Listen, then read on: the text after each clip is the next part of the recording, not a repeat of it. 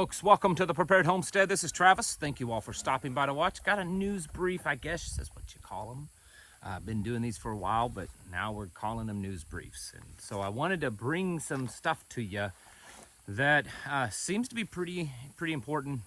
There's a lot of things moving pretty quickly, and wanted to bring them to your attention because this is financial stuff, and there is a lot of buzz online right now of the very real chance of, in the near future, days, maybe few weeks, of some very large institutions collapsing, of banks declaring liquidity problems, gold shortages, silver shortages, a lot of buzz online. And so I wanted to bring you some stuff that we know, at least as best as we can, that is in the news. And so I want to get into that. Starting off with, yes, Deutsche Bank and Credit Suisse, I don't know if that's how it's pronounced, but we're just going to call it that because we don't care on this channel, are tanking right now. Worse than the financial crisis of 2009. Here's a chart showing, you see that little line there that's kind of, I don't know, pinkish or something like that. That was in 2008, 2009. And then, of course, you can see further on down the road of where they're at now. Now, these two control a few $1 trillion in assets. These are international bankers. Well, one is Deutsche Bank, and the other is a financial service company, investment company. This is a lot of people's money. A lot of people online are talking about this being the next Lehman Brothers incident, and very concerned because it could cause a lot of money to be lost. And it's not just these two. These are just the two worst. There's talk about Wells Fargo Bank. Wells Fargo Bank not doing very well. And so we want to pay attention to that because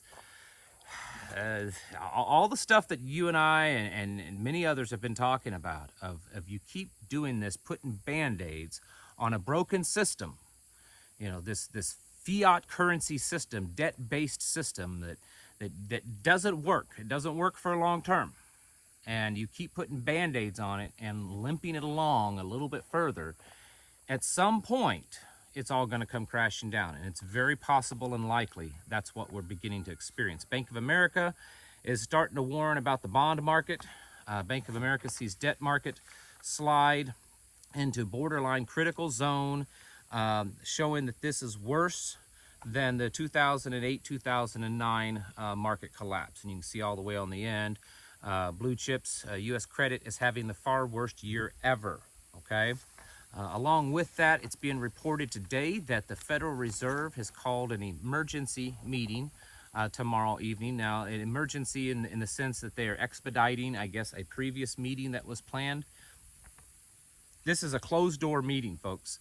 We don't really know what's being talked about, but the rumor mill is that there are some banks that are saying that they're about ready to just, go under. And so if that's the case, it'll be interesting to see what happens. It'll be interesting to see what the market does tomorrow with this information coming out.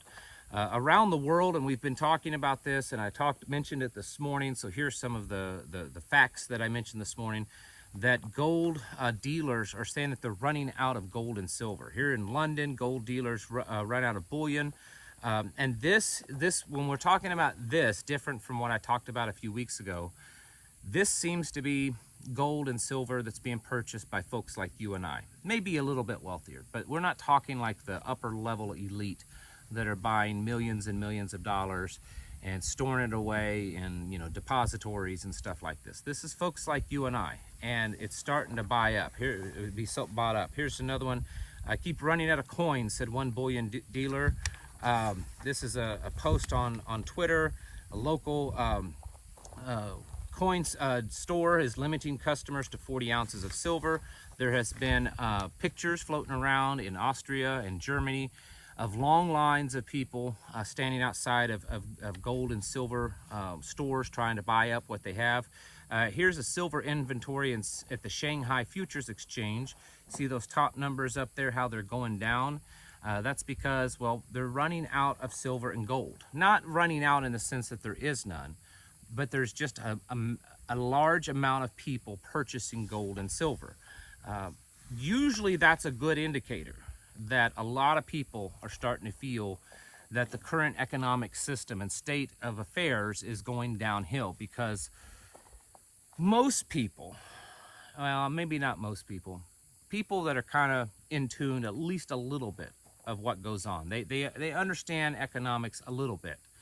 They know in the back of their mind that our money is absolutely worthless. Our currency, the currency that we use to purchase things is worthless.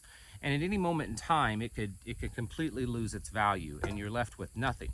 And the only thing that really holds its value is gold and silver. And so that's why you're seeing a lot of people do that. Oil markets are probably going to start going a little crazy, maybe not. OPEC Plus, and OPEC Plus is the one with Russia. OPEC plus Russia, that's what that is. Oil producers will consider cutting output by more than 1 million barrels a day when they meet on Wednesday. So this Wednesday they're meeting, and they are considering cutting their output by more than 1 million barrels a day. Gonna just keep putting the hurt locker on. Bloomberg is reporting that Russia is cutting off Italy from gas. Now, of course, we're all very familiar with the Nord Stream 1 and 2 pipelines that blew, exploded, destroyed, whatever term you want to use. And so this is a different pipeline that goes through Austria, and it's ends up in Italy, and it's keeping Italy going, and Russia is cutting it off. Now, they're saying that it's an issue with an Australian operator, but who knows what the real reason is. The fact is that Italy is another one that's going to start having some real issues when it comes to staying warm this winter. I watched a video last night, a little short video, and it was talking about how businesses are just struggling. So many businesses have already closed doors. Many other businesses are on the verge of closing their doors in places like, Norway and Denmark and, Austria, Germany, all these other places that they are very heavily dependent upon natural gas for heat and for other things. And they're just not able to do it because it's too expensive. These very large greenhouses that produce a lot of vegetables and stuff over in Europe, they're not sure that they're going to be able to keep in business over the winter because they use so much natural gas. It's just becoming way too expensive.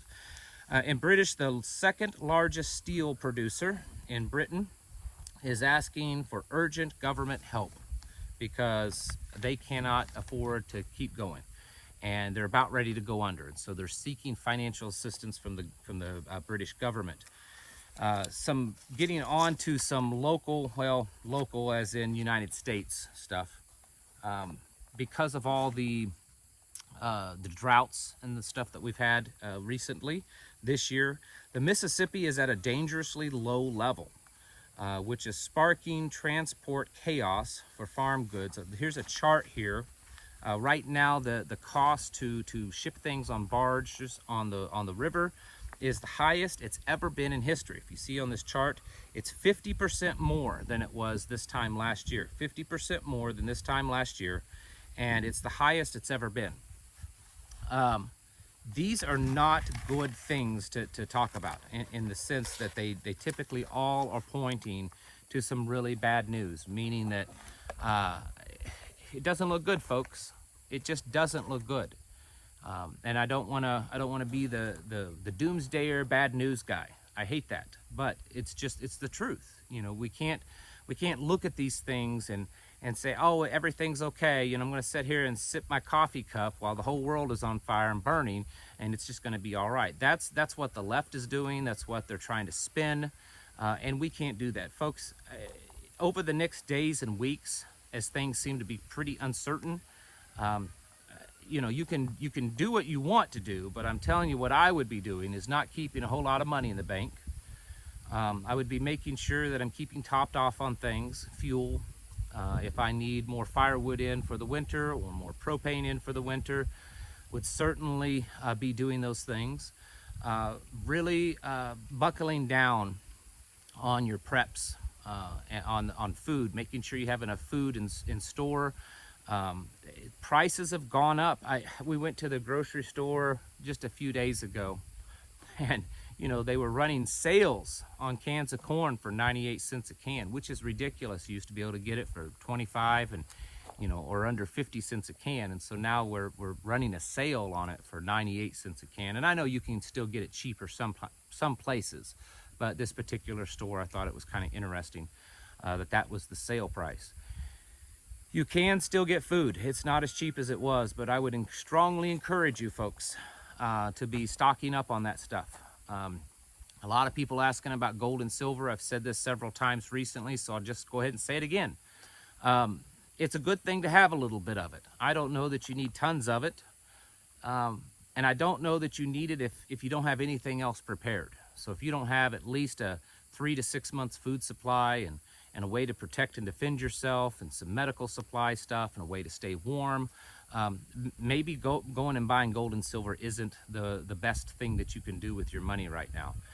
If you've got things kind of starting to work themselves out, meaning that, you know, your supplies aren't looking horrible, then maybe that's something you should look at. But folks, you know, you can't eat gold and silver. I think it's great to have. It's a good investment. It's a good hedge against a collapsing dollar. But in the end, you can't live off of it. And so you need to make sure that you have the adequate supplies, food, water source, redundancy on especially water, meaning you have a few different sources to get water, and then ways to purify that water.